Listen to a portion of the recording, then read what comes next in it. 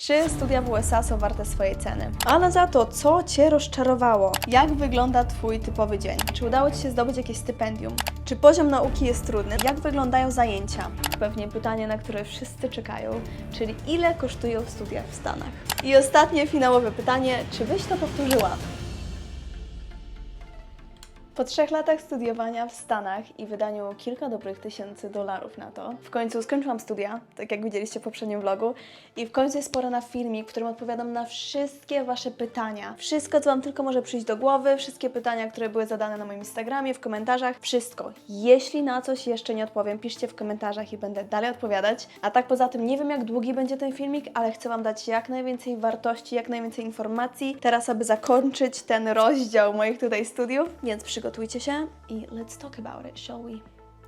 Wrzucę Wam tutaj jeszcze wszystkie pytanka, więc jeśli jakieś pytanie Was bardziej interesuje, to możecie sobie tam przeskoczyć. Pierwsze pytanie, jak i dlaczego zdecydowałaś się na studia w USA? Wszystko się zaczęło od tego, że poszłam do liceum w Warszawie, które było anglojęzyczne, i ludzie wokół mnie, inni uczniowie, wszyscy się zastanawiali nad studiami poza Polską, najczęściej w Unii Europejskiej, niezbyt Stany, ale to mi otworzyło, wiecie, oczy na to, że kurczę, można studiować gdzieś indziej, no i się w to wdrążyłam i też zaczęłam o tym myśleć. Do tego w międzyczasie, kiedy ja byłam w liceum, mój brat dostał się na studia w Stanach, no i to tak po prostu trochę mnie pokierowało, że będę lecieć tam. Co jeszcze mnie popchnęło do tego, aby studiować w Stanach, to jest to, że ja wiedziałam, że chcę studiować coś, co jest związane z eventami. No i jak patrzyłam na rankingi uniwersytetów, które mają cokolwiek związanego z eventami w swoich kierunkach, no to FIU było jedno z najwyższych, no i ono się znajduje na Florydzie. Więc long story short, tak to wyglądało. Drugie pytanie, ile miałaś lat i jak wyglądały początki? Więc gdy ja się przeprowadziłam, to miałam tylko 19 lat, jaka ja byłam malutka. I szczerze mówiąc, nie było źle, przyleciała ze mną moja mama, mój brat nas tutaj też odwiedził, doleciał tutaj do nas. Była jeszcze nasza znajoma i pomogła mi mama, wiecie, kupić rzeczy w Targecie, żeby udekorować mój pokój. Tak naprawdę wszystko, co tutaj widzicie, było kupione z moją mamą. Ta pościel, ten kocyk, te poduszki, światełka z tyłu, tablica i tak po prostu przenosiłam z pokoju do pokoju ze sobą. I szczerze mówiąc, było bardzo przyjemnie. Pamiętam, jak przyjechałam tutaj i mówiłam mojej mamie, że kurczę, nie mogę się doczekać, aż minie, nie wiem, 6 miesięcy i już będę wiedziała, jak wszystko wygląda, jak wyglądają prace domowe, jacy są profesorowie, jak tutaj ten system wygląda, żeby się już w końcu czuć, wiecie, komfortowo, no nie? No i co, minął miesiąc, 2 i już mniej więcej wiedziałam co i jak i było super, było mega. Pamiętam, jak przyszłam na moje pierwsze spotkanie z moim academic advisor, czyli takim jakby Twoim opiekunem. Pamiętam, że byłam taka bardzo, wiecie, no, dzień dobry i w ogóle, i w ogóle. On był taki na chillu, teraz to wiecie, jesteśmy takimi ziomkami, ja do niego dzwonię w trakcie weekendu, zadaję pytania, on mi pisze SMS przez jakieś żarty. No, teraz jak ja go znam, to aż chcę się śmiać z tego, jak ja byłam sztywna, jak się tylko z nim spotkałam. Więc naprawdę było w porządku. Było na luzie, było okej. Następne pytanie, czy znałaś kogoś w Stanach? Nie. Nie, oprócz mojego brata, który mieszka na samej górze Stanów, a Floryda jest na samym dole, więc tak naprawdę to tyle. Ale powiem Wam, że jeśli planujecie jechać na studia w Stanach i się zastanawiacie, czy fakt, że nikogo nie znacie jest problemem, słuchajcie, kompletnie nie. W momencie, kiedy Wy przyjeżdżacie na studia, tysiące innych uczniów przyjeżdża na studia. Wszyscy są młodzi, wszyscy szukają znajomych, nikt nikogo nie zna, więc sam uniwersytet robi eventy. Będziecie najprawdopodobniej w akademiku albo mieszkać, wiecie, z współlokatorkami. Każdy chce się poznać. Naprawdę, znalezienie znajomych to jest najmniejsza rzecz do martwienia się. Nie martwcie się o to w ogóle. Znajdziecie znajomych, a jeśli Wasz uniwersytet nie będzie miał eventów, zapiszcie się na jakiekolwiek kółko. U nas było kółko wina, kółko, nie wiem, siatkówki, klub kulinarny, tak, i po prostu na pewno znajdziecie coś, co Was będzie interesowało, dołączcie i od razu będziecie mieć znajomych, więc nie martwcie się o to w ogóle. By the way, jeśli w trakcie filmiku mój głos się będzie zmieniał i będzie coraz bardziej chrypkowaty, to jest dlatego, że dzisiaj jest mój 12 dzień bycia chorą. Gdy moi rodzice przylecieli na moje graduation, zachorowali w samolocie i ja zachorowałam i ja jeszcze nie mogę się z tego wyleczyć. Następne pytanie. Czy było to trudne emocjonalnie, kulturowo? No to trochę już na to odpowiedziałam przed chwilą. Szczerze, nie. I teraz nie wiem, czy to jest kwestia tego, że ja już się wyprowadziłam z mojego domu rodzinnego, jak miałam 15 lat, właśnie aby pójść do liceum w Warszawie. I tak czy siak się widziałam z moją rodziną, nie wiem, może w weekendy, nawet nie zawsze. Głównie byliśmy, wiecie, na FaceTime, na Messengerze. Więc taki lot tutaj to się aż tak bardzo to nie różniło od tego bycia w Warszawie. Wiecie, i tak nie byłam blisko mojej rodziny. Ze znajomymi wiecie, jak to jest, każdy ma swoje życie i nawet jeśli mieszkasz w tym samym mieście, to się nie widzisz aż tak często. A teraz z internetem, z FaceTime'em, ze wszystkim zwalniasz się z ludźmi i ten czas leci, jesteś zajęty, poznajesz tutaj nowych ludzi. Szczerze, nie było tak źle. Kolejne pytanie, jaką uczelnię wybrałaś i dlaczego? Ja wybrałam uczelnię FIU, Florida International University. Ja, gdy szukałam uniwersytetów, miałam kilka kategorii. Pierwsze, chcę być w stanie, który jest ciepły. Pogoda w Polsce mnie dobija. Jest zbyt ponuro, ja nie mogę. Chciałam, aby było słonecznie. Były osoby, które mi mówiły, że słuchaj, to nie powinno być coś, co wpływa na Twoją decyzję, na który uniwersytet pójdziesz. I się bardzo cieszę, że nie słuchałam, ponieważ ja wiem najlepiej, co jest dla mnie ważne, a nie inni ludzie, więc słuchajcie się własnego serca. Więc w ogóle nie żałuję, że tym się kierowałam, bo jestem teraz przeszczęśliwa. W tym momencie jest 30 stopni, pełne słońce i ja jestem przeszczęśliwa. Dzisiaj rano byłam na spacerze przez godzinę i było super. Ja się cieszę, że jest taka pogoda. Więc pierwsza rzecz, na której się skupiłam, to była właśnie pogoda. Druga rzecz to było to, że wiedziałam, że chcę studiować coś z eventami i to mi bardzo zmniejszyło jakby pole wyszukiwań, poszukiwań, czy jak to się tam mówi, ponieważ no jednak niewiele uniwersytetów ma albo kierunki, albo coś związanego z eventami, więc to mi już zmniejszyło tą listę. I później trzecia kategoria, po prostu patrzyłam na uniwersytety, które są najwyżej w rankingach i tam aplikowałam. Wydaje mi się, że ja zaaplikowałam na 9 uniwersytetów i dostałam się do 6 lub 7 z nich. No i w tym jest UCF, które mi nigdy nie odpowiedziało. I właśnie FIU nie ma kierunku eventowego, ale ma specjalizację, więc mój kierunek to jest Hospitality and Tourism Management i minor, czyli specjalizacja to jest Event Management, więc byłam w stanie wziąć kilka zajęć, które były związane, wiecie, tak w 100% z eventami. No i też FIU jest wysoko w rankingach, a to jest spowodowane tym, że mamy festiwal, ten Sobe Festival, jak mnie oglądacie, to wiecie. To jest taki olbrzymi festiwal, który się dzieje w Miami co roku, no i on się ogólnie urodził u nas na uniwersytecie, a teraz to jest olbrzymie, raz w roku jest tu dziesiątki, chyba nawet ponad 100 eventów się dzieje podczas 4 dni i my jesteśmy w stanie tam pracować i to po prostu daje Ci już w trakcie studiów doświadczenie w tej branży, więc tam zapio.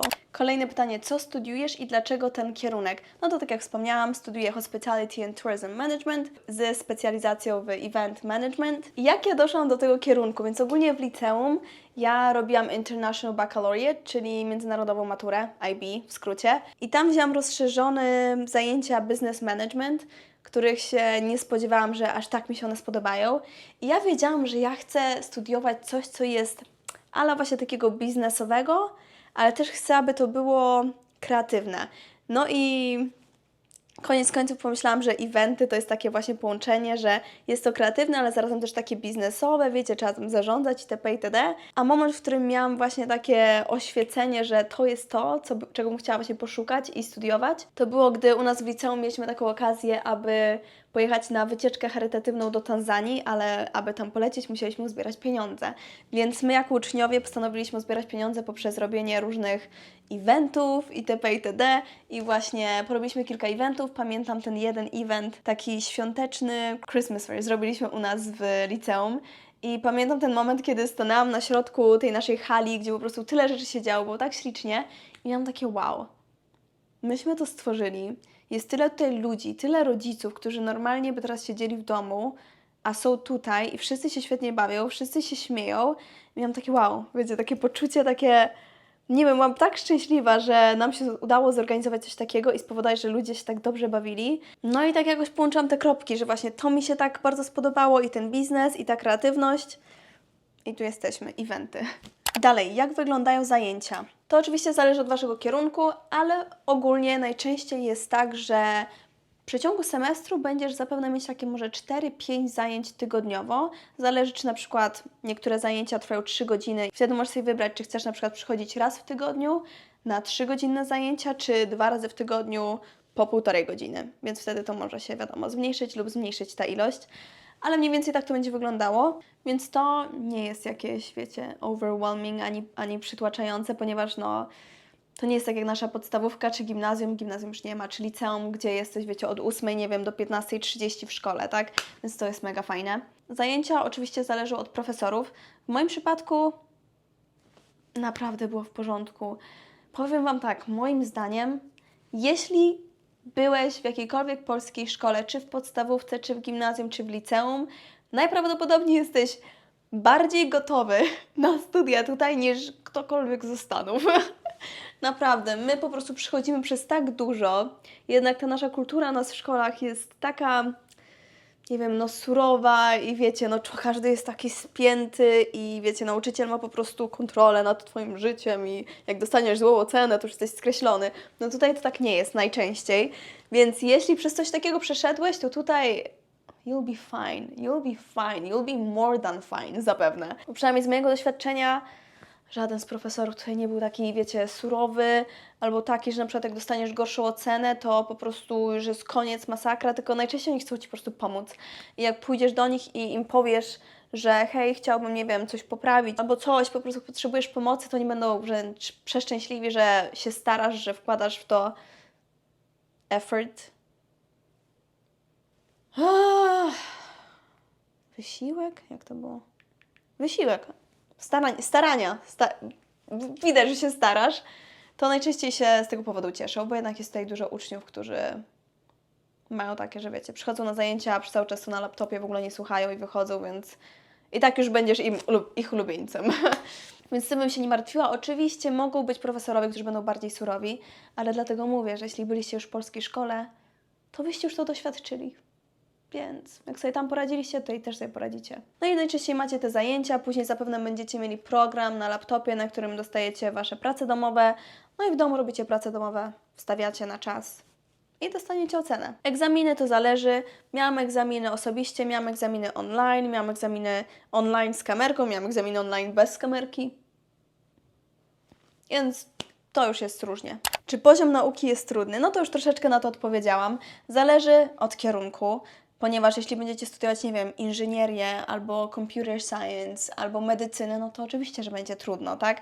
W moim wypadku mój kierunek, z tego co już się przyzwyczaiłam w polskim systemie i w tym systemie międzynarodowej matury, to nie było takie trudne. Szczerze mówiąc, to nie było takie trudne, naprawdę. Ale no to też jest spowodowane moim kierunkiem, ponieważ no eventy najwięcej się nauczysz w praktyce. I przez to na przykład mieliśmy, nie wiem, mniej prac domowych albo mniej egzaminów, ponieważ z książek się możesz tylko tyle nauczyć. Tyle to się nauczysz, wiecie, już będąc na tych eventach i pracując tam. Dlatego mieliśmy masę różnych okazji, żeby właśnie pracować na eventach, czy Formuła 1, czy Super Bowl, czy właśnie SOBI, te nasze festiwale, czy jakieś inne mniejsze eventy, czy był jeszcze ten rozdawanie nagród dla artystów latino muzyki i w ogóle. Więc to jest świetne, bo gdybyśmy teraz wszyscy siedzieli przy książkach i nie mogli nic więcej zrobić, to szczerze mówiąc po studiach to tak trochę słabo. No bo się tak aż tyle się nie nauczysz. Więc to jest super, że właśnie jest ta nauka, no bo jest, ale nie aż tyle i masz dzięki temu czas, żeby właśnie pracować, robić te różne rzeczy. No ja tak naprawdę to miałam w przeciągu moich studiów 4 prace. I tu nie mówię o takich właśnie pracowaniu na evencie, bo nie wiem, była Formuła 1 raz w roku, tylko taka praca, że codziennie pracowałam. Więc ja się bardzo cieszę, że tak nasz kierunek jest ułożony, że jesteś w stanie się uczyć, ale zarazem masz czas na pracę i zdobywanie praktycznych umiejętności. I jak kończę studia, to już mam, wiecie, CV takie, tak? Czy nauczanie różni się bardzo od polskiego? Powiedziałabym, że tak, właśnie z racji tego, że przynajmniej w moim doświadczeniu, mojego brata zresztą też, wiadomo, zawsze są wyjątki, pamiętajmy, ale profesorowie są tacy, bardziej już Ciebie traktują jako dorosły, traktują Cię wręcz trochę nawet czasami jak Twojego znajomego. Mówię, no ja z moimi profesorami jesteśmy tak blisko, że jak ja kończyłam studia i szłam już, wiecie, zeszłam z tej sceny i szłam pomiędzy naszymi profesorami, bo oni tak stali po dwóch stronach i tak przechodziło przed nimi, to aż mi się łezki zakręciły w oczach, ja się z nim przytulałam, ja mam takie ojeju. No, to jest, też może być właśnie spowodowane moim kierunkiem, że myśmy byli tacy trochę bardziej wszyscy razem w jednym budynku i byli bardzo otwarci, bardzo tacy właśnie przyjacielscy, więc to zabiera tą taką presję tych relacji z tymi profesorami, gdzie po prostu, no z tego co wiem, no w polskich szkołach najczęściej to jest takie właśnie surowe, sztywne i po prostu wszystkiego się boisz i oprócz tego, że masz masę nauki, to jeszcze się kurde boisz, nie? No to tutaj najczęściej tej części nie ma, co moim zdaniem jest świetne, bo wtedy ze spokojem umysłu możesz się po prostu skupić na nauce. A tak poza tym bym powiedziała, że no nauka jest, prace domowe są, może jest tutaj o wiele więcej rzeczy na laptopach, nie wiem teraz jak to jest w Polsce, ale tak jak mówię, no miałam egzaminy online, miałam egzaminy z kamerką online, bez kamerki online, Miałam kilka osobiście, więc może jest tak trochę bardziej do przodu, może jest tak troszeczkę bardziej mimo wszystko na luzie. Ludzie chodzą na studia, wiecie, w dresach, jest tak no bardziej na luzie. Ja się starałam w to nie dawać i wciąż ładnie się ubierać. Przechodzimy teraz do tych juicy stuff, pewnie pytanie, na które wszyscy czekają, czyli ile kosztują studia w Stanach? Ja będę Wam mówić o mojej szkole, ponieważ każda szkoła jest inna i zawsze możecie pójść na stronę uniwersytetu i wyszukać dokładnie, ile te studia kosztują. Więc ja się skupię na moich, ale pamiętajcie, że zawsze sobie możecie sprawdzić. Więc wrzucam Wam tutaj tabelkę, która jest właśnie na stronie mojej szkoły. I widzicie tą kolumnę z in-state, to na to się nie patrzymy. To jest dla ludzi, którzy są z Florydy. I później macie out of state. Out of state to są ceny dla ludzi, wszyscy, którzy są poza Florydą. Czyli ktoś jest z Kalifornii, ktoś jest z Nowego Jorku, ktoś jest z Teksasu, ktoś jest z Polski, ktoś jest z Niemiec, ktoś jest z Chin. Każdy, kto jest spoza Florydy, płaci inną cenę. I tutaj, tak jak widzicie, per credit, czyli za jeden kredyt płaci się $618. Alleluja, alleluja. Później pod spodem widzicie, że pokazują 30 credits, czyli 30 kredytów i to się sumuje do $18,500. I dlaczego Wam pokazuję tutaj 30 kredytów? To jest dlatego, ponieważ jeden semestr najczęściej składa się z 15 kredytów i 4 kredyty bądź 3 kredyty to jest jakby wartość jednych zajęć. Więc tak jak Wam wcześniej powiedziałam, najczęściej będziecie mieć, nie wiem, 4 zajęcia bądź 5 zajęć tygodniowo, no to jeśli macie 5 zajęć, każdy na przykład jest warty 3 kredyty, no to macie 15 kredytów w semestrze. Więc 2 semestry, czyli taki rok studiów, to jest 30 kredytów i to jest $18,500. Do tego tutaj pokazali jakieś tam dodatkowe jeszcze opłaty, jakiś parking i w ogóle, więc tak w sumie za jeden rok studiów to kosztuje w zaokrągleniu $19,000. Kupa kasy. Kupa kasy. Więc to jeśli pomnożymy razy 4, no to wychodzi to mniej więcej 70 ileś tysięcy dolarów za całe studia, ponieważ studia tutaj najczęściej trwają 4 lata, nie 3, tak jak w Polsce. Także macie to. Crazy stuff. Następne pytanie. Czy udało Ci się zdobyć jakieś stypendium? Tak. Aczkolwiek nie było to takie już od razu z góry mi dane. Na przykład dostałam się na SFU, South Florida University. Nie poszłam na te studia, ponieważ no były niżej w rankingach, ale tam dostałam spore stypendium. Większość moich studiów byłoby opłacone przez nich. Ale tutaj pozdobywałam stypendium jakby w trakcie bycia na studiach. Pierwsza rzecz, która mi pomogła z opłatami, to było to, że gdy się dostałam tutaj na studia, to się dowiedziałam, że ja przeskoczyłam ponad rok studiów przez to, że miałam takie dobre wyniki z mojego liceum. Szanse na to są mniejsze, jeśli pójdziecie do polskiego liceum, ponieważ oni tak w 100% nie rozumieją. Wyobraźcie sobie, że dostaliście 6 z matematyki.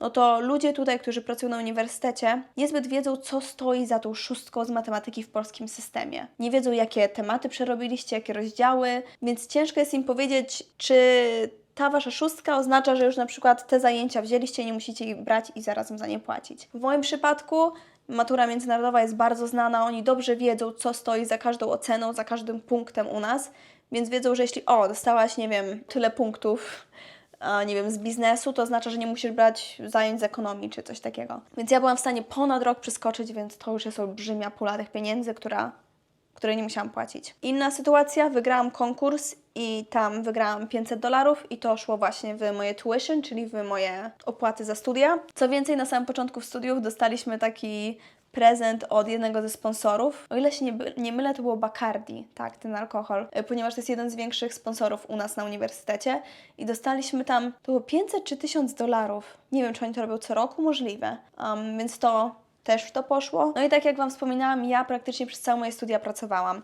Jedna praca na kampusie, później druga na kampusie właśnie z tym festiwalem, później poza kampusem, więc to też mi pomagało opłacać te studia. Więc zdecydowanie też bym Wam to poleciła, że gdy przyjeżdżacie tutaj na studia, to żeby się zatrudnić na kampusie i dużo z tego jest benefitów. Jeśli chcecie więcej informacji na ten temat, na przykład ile się zarabia w tych różnych miejscach, na kampusie, poza kampusem, co Ci daje taka praca na kampusie, ponieważ bardzo ważne rzeczy Ci ona daje i ja w ogóle, nawet jeśli nie potrzebujecie pieniędzy, to i tak bym się zatrudniła na kampusie, ponieważ dostajecie taki jakby PESEL amerykański.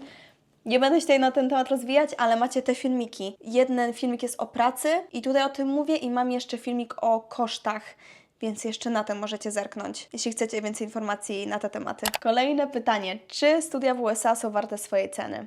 Po tych 3 latach studiów mogę Wam powiedzieć tak. Tak i nie, głównie tak, a później Wam powiem, dlaczego nie. To może nie być takie oczywiste, ale ja bym powiedziała, że jednym z głównych powodów, dla których uważam, że te studia w Stanach są bardzo warte swoich pieniędzy, to jest to, jak bardzo wychodzisz ze swojej strefy komfortu. Słuchajcie, ja mieszkając tutaj, to ile rzeczy ja się nauczyłam, to jak mi się oczy potwierały na różne okazje, na różne pomysły, to ile ja odwagi w sobie po prostu, wiecie, nabrałam. Po prostu nie byłabym tą samą osobą w 100%, gdybym została w Polsce. Po prostu to ile mam pomysłów. Fakt, że ja na przykład teraz się zastanawiam, gdzie ja będę mieszkać? W Stanach, czy może polecę na chwilę na Bali, czy może Hiszpanię i się nauczę hiszpańskiego, czy może ja założę swoją firmę, a może ja to zrobię.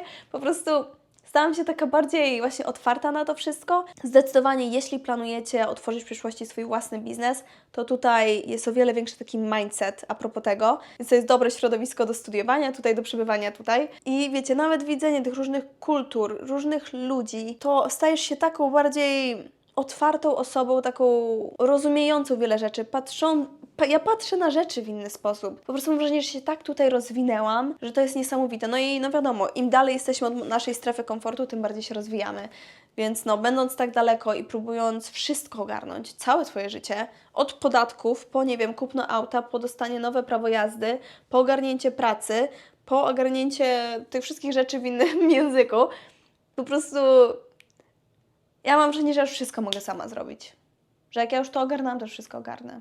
I też zauważyłam, że na przykład rzeczy, które kiedyś by mnie może na maksa straszyły, teraz mam takie, dobra, to jest tylko kolejna rzecz. Na przykład teraz miałam problem, ponieważ czekałam na moją kartę o pozwolenia o pracę i słuchajcie, przyjechała i nigdy nie było jej w mojej skrzynce pocztowej. I ja miałam takie, no kurka, wiecie, bez tego nie mogę polecieć do Polski. To jest w sumie duży problem, że ja tego nie mogę znaleźć, że czemu to do mnie widzę, że to jechało, bo jest w systemie, ale ja tego nie otrzymałam. I wiecie co, no to się wydarzyło i ja miałam takie, no dobra, po prostu będę musiała to rozwiązać. Zero stresu, zero niczego, po prostu z tyloma rzeczami, które się w moim życiu dzieją, to jest po prostu jedna kolejna rzecz. I to jest świetne, bo po prostu nie przytłaczasz się takimi małymi rzeczami, bo te małe rzeczy to już jest nic. I dzięki temu po prostu jesteś bardziej otwarty na więcej rzeczy, na podejmowanie ryzyka, nie wiem, masz marzenia i chcesz je spełnić po prostu, no nie?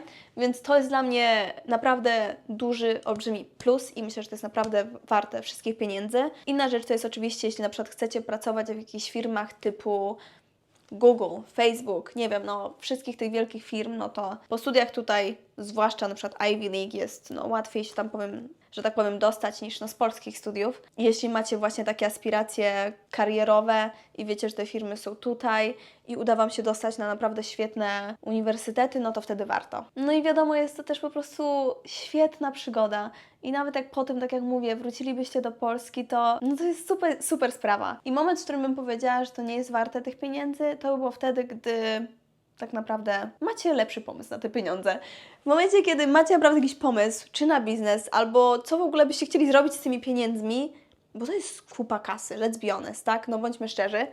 I masz na to naprawdę jakiś taki dobry pomysł, to wtedy same studiowanie tutaj i dostanie tego papierka za tyle pieniędzy, nie wiem, czy jest tego warte, jeśli naprawdę macie jakiś fajny pomysł na tą kasę.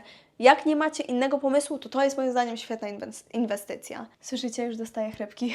Przechodzimy do sekcji codzienne życie studenckie. I pierwsze pytanie, gdzie mieszkasz? Ja mieszkam w studenckich mieszkaniach, w studenckim budynku, ale poza kampusem. Dosłownie tutaj mam ulicę i za tą ulicą jest już mój uniwersytet i mój kampus i tam są mieszkania takie właśnie akademiki typowe na kampusie, a tutaj też są sami studenci, ale to jest właśnie poza kampusem. Więc to jest taki ładniejszy budynek, aczkolwiek na kampusie też mamy śliczne budynki. I ja mieszkam z 2 współlokatorkami. Na pierwszym roku mieszkam na innym kampusie z 3 współlokatorkami, później się przeniosłam tutaj, to jest nasz główny kampus, nazywa się on MMC.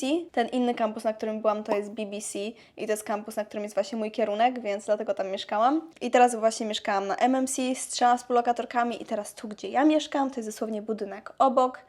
I tutaj mieszkam z 2 współlokatorkami teraz. Jeśli chcecie zobaczyć, jak wyglądał mój budynek, bo był mega fajny, rok temu, tutaj macie filmik, mam tour, mam wszystko, bardzo lubicie ten filmik, ma dużo wyświetleń. W ogóle lubicie tury, kto ich nie lubi, kto nie lubi takich filmików. I też nagrałam filmik właśnie turu tego pokoju i tego budynku, Boże, te baseny, to wszystko, musicie obejrzeć. Kolejne pytania, czy masz pracę i jak ją znalazłaś? Więc w tym momencie... Teraz to nie mam pracy, ponieważ jeśli mnie oglądacie, to wiecie, że rzuciłam moją poprzednią pracę. Tutaj jest filmik tłumaczący w ogóle, co się wydarzyło i to cała historia. I gdzie pracowałam, tak jak wspominałam, 2 razy na kampusie, 2 razy poza kampusem. Głównie wszystko było związane z eventami, każda praca. Jeśli chcecie więcej się dowiedzieć, to właśnie zapraszam do tego filmiku i tutaj wszystko opowiadam o moich pracach, jakie dostałam, jak znaleźć pracę na studiach, taki filmik też mam. Słuchajcie, jeśli te tematy Was interesują, to jak jeszcze nie subskrybujesz, to lecisz, bo ten kanał Ci się na pewno spodoba. Czego ja tu nie mam? Jak wygląda Twój typowy dzień? Więc gdy byłam na studiach, no to typowy dzień. Prace domowe, chodziłam do pracy, no ale fajna rzecz jest taka, że wiecie, w wolnym czasie ja mogłam sobie pojechać na plażę, ja mogłam sobie pójść na basen, czy tutaj u mnie w budynku, czy na kampusie. Zawsze sobie mogę pójść na dwór, pochodzić, jest piękna pogoda, więc praktycznie dni takie same, jakbyście byli na studiach w Polsce, tyle, że no tutaj w wolnym czasie to są takie troszeczkę fajniejsze rzeczy do porobienia. I to jest mega pytanie. Co Cię najbardziej zaskoczyło w życiu w USA? Słuchajcie, nie ruszanie się. Tutaj po prostu wszystko jest stworzone, oczywiście nie mówię o takich miastach typu Nowy Jork, ale w większości wszystko jest stworzone na auta. Wszystko jest stworzone, że w ogóle Twoje życie nie wymaga ruszania się. I o ile świadomie nie włożycie w to wysiłku, nie postaracie się, to szczerze możecie się w ogóle nie ruszać. Będziecie jechać na zajęcia, będziecie jechać do pracy, będziecie jechać gdziekolwiek, to jest auto. Tutaj macie masę autostrad, masę, wiecie, dróg szybkiego ruchu, wszędzie po 5 pasów, 6 pasów, najczęściej to nawet nie ma chodników nigdzie, więc czego nie będziesz chcieć załatwić, to najprawdopodobniej będziesz używać tego auta. Po drugie, przez to nawet chodzenie i kupowanie spożywki trochę nie ma sensu. Ludzie tutaj zamawiają spożywkę do domu, my tak robimy, bo to nie ma sensu tam jechać. Jeśli chcesz kupić cokolwiek innego, co nie jest jedzeniem, chociaż to też byś mógł, Amazon? Słuchajcie, no otwierasz Amazon, macie tyle opcji, widzicie wszystkie ceny i jeszcze Ci to przyjedzie jutro. Następnego dnia. Albo za 2 dni. A czasami nawet Ci tego samego dnia dojedzie, jak masz ten Amazon Prime. A tutaj chyba każdy to ma. Więc człowiek się tak odzwyczaja, w ogóle nie musisz chodzić do sklepów kompletnie. Wszystko, spożywka Ci dojeżdża, cokolwiek innego chcesz kupić, każdy kupuje wszystko z Amazonu, bo wszystko Ci zaraz dojedzie. Więc dosłownie nie musisz się ruszać. Chciałam pochodzić sobie do parków, tu nie ma parków. Widzieliście raz jeden z vlogów, jak z Tomasem kupiliśmy sobie kanapki i zobaczyliśmy na Google Mapsie, że jest park obok, się okazało, że to jest cmentarz. Więc jakby to był mój największy szok. Jeśli chcecie posłuchać więcej na te tematy, to też mam filmik o codzienności właśnie w USA, gdzie porównuję USA i Polskę i właśnie opowiadam jeszcze więcej o większej ilości rzeczy, które mnie zdziwiły, które są inne, więc tu zapraszam. Kolejna sekcja, plusy i minusy studiów w USA. Więc pytanie, co kocham w USA?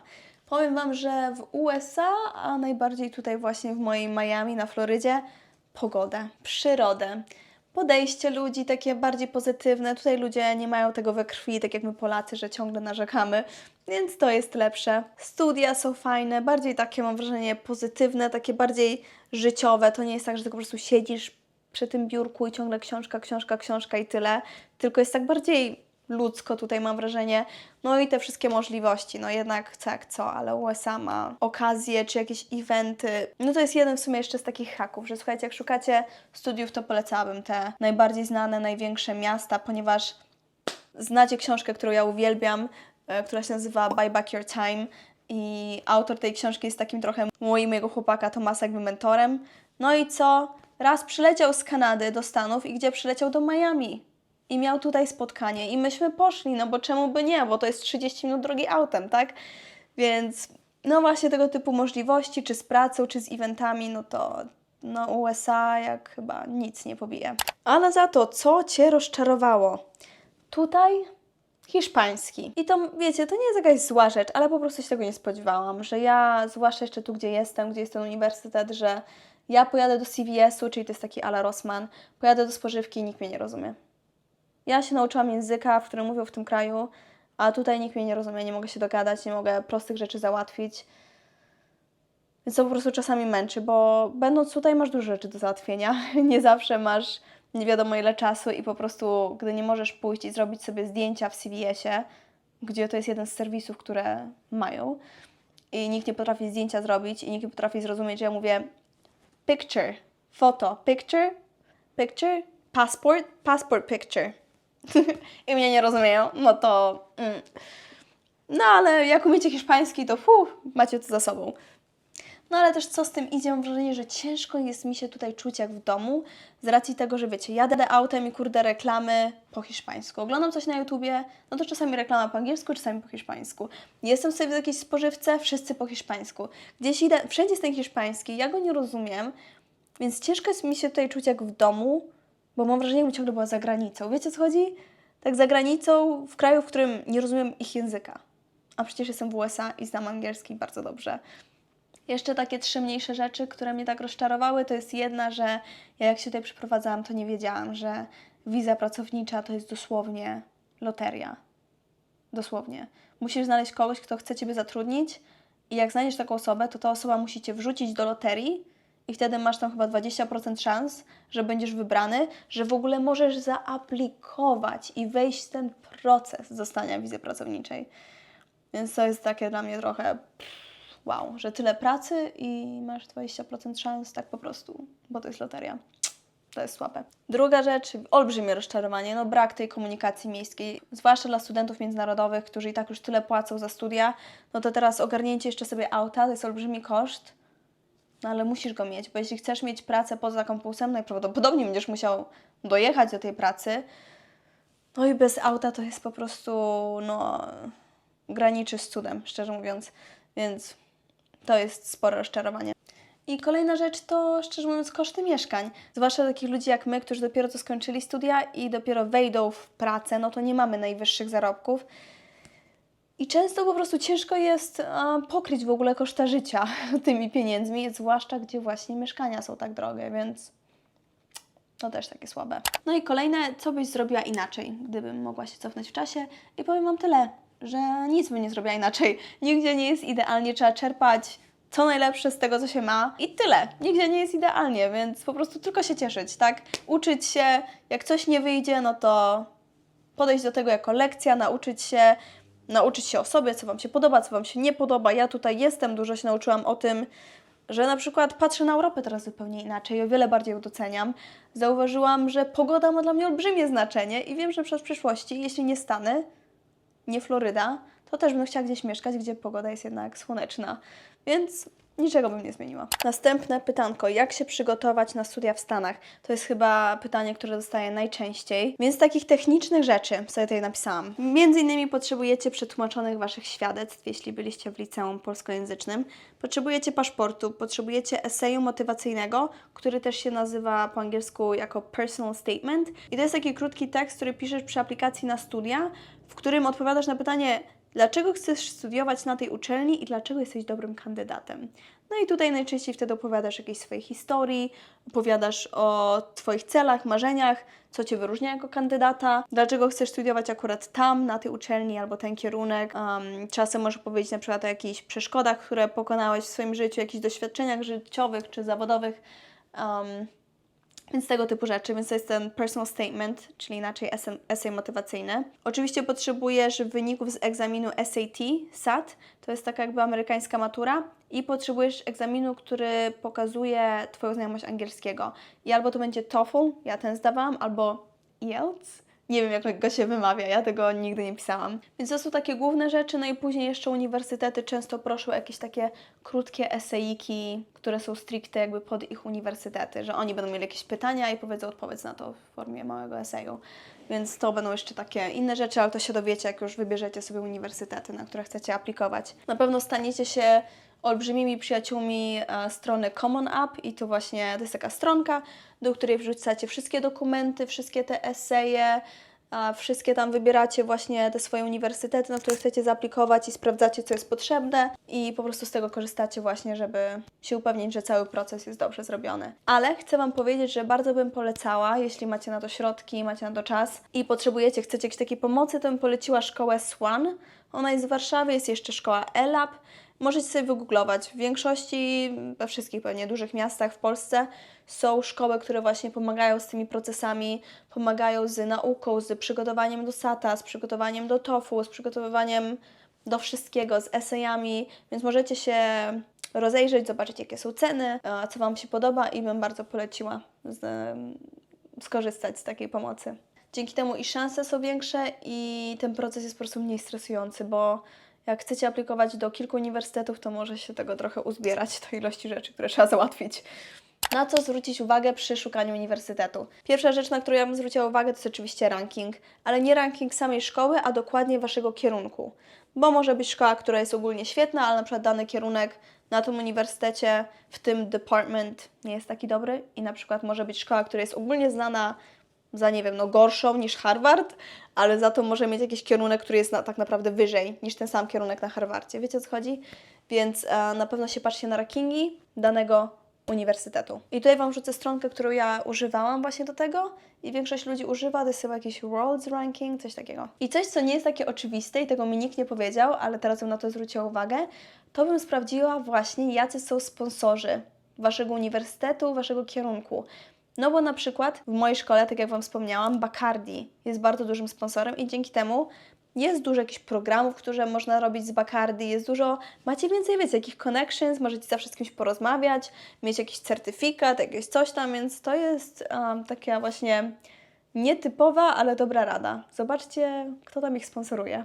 Przedostatnie pytanie, czego się nie bać? Więc tak jak wspomniałam na początku tego filmiku, nie bałabym się na pewno szukania przyjaciół bądź znajomych, bo tak jak mówię, wszyscy jak Wy przyjdziecie, będą nowi. Będzie po prostu setki, tysiące uczniów, którzy są dokładnie w takiej samej sytuacji jak Ty i też będą szukać znajomych i o ile nie usiądziecie po prostu sami w swoim pokoju i nie będziecie wychodzić, to znajdziecie znajomych i będzie dobrze. Nie martwiłabym się też, no zależy jaką osobą jesteście, właśnie taką tęsknotą, bo tak naprawdę w życiu jak idziesz na studia, to i się jeszcze może wyprowadzasz ze swojego domu, idziesz na studia, to się aż tak nie różni moim zdaniem. Teraz z internetem, z FaceTime'em, z Messengerem, z lotami, to nie jest tak, że nie wiem, podróż trwa nie wiadomo jak długo. To naprawdę nie jest tak źle, wiecie, przeprowadzacie się tutaj, macie zajęcia, poznajecie nowych znajomych, ten czas leci i będzie dobrze. I ostatnie, finałowe pytanie, czy byś to powtórzyła? I uwaga, tak, nie zmieniłabym tego. Powtórzyłabym to setki razy. Ale się nagadałam. Jeśli doszliście aż tutaj, to napiszcie w komentarzu truskawka. Słuchaj, jak Ty mnie teraz słuchasz i napiszesz serio komentarz truskawka, to are you crazy? Naprawdę słuchałaś mojego monologu przez tak długo? Już jesteśmy połączeni. Już połączeni na życie. Co ja gadam? Słuchajcie, jeśli był ten filmik dla Was pomocny, to bardzo się cieszę i mam nadzieję, że dacie łapkę w górę, żebym wiedziała, że był dla Was pomocny, bo mnie to motywuje, no i też rozprzestrzeni ten filmik do większej ilości ludzi, którzy są właśnie zainteresowani tymi tematami. Chcę pomóc jak największej ilości ludzi, więc łapka w górę da mi znać i innym, że warto obejrzeć. I oczywiście, jeśli te tematy Was interesują, albo w ogóle chcecie wiedzieć, jak moje życie wygląda i gdzie to się potoczy, gdzie ja teraz polecę, co się wydarzy, gdzie mnie to życie zabierze, to zapraszam do subskrypcji. Z wielką chęcią Ciebie tutaj przygarniemy do naszego grona. Zapraszam Was na mojego Instagrama, gdzie możecie zawsze zobaczyć troszeczkę więcej z tego, co się dzieje u mnie w życiu i tak bardziej na bieżąco. Zapraszam do obejrzenia tych wszystkich innych filmików, które jeszcze mam tutaj na kanale, które też mają dużo wartości w sobie. I tak jak wspominałam, jak macie jeszcze jakieś pytania, dawajcie je w komentarzach, będę dalej Wam odpowiadać. I tak poza tym, do zobaczenia w następnym filmiku za tydzień, bądź w jakimkolwiek innym moim filmiku. Buziaczki i pa pa!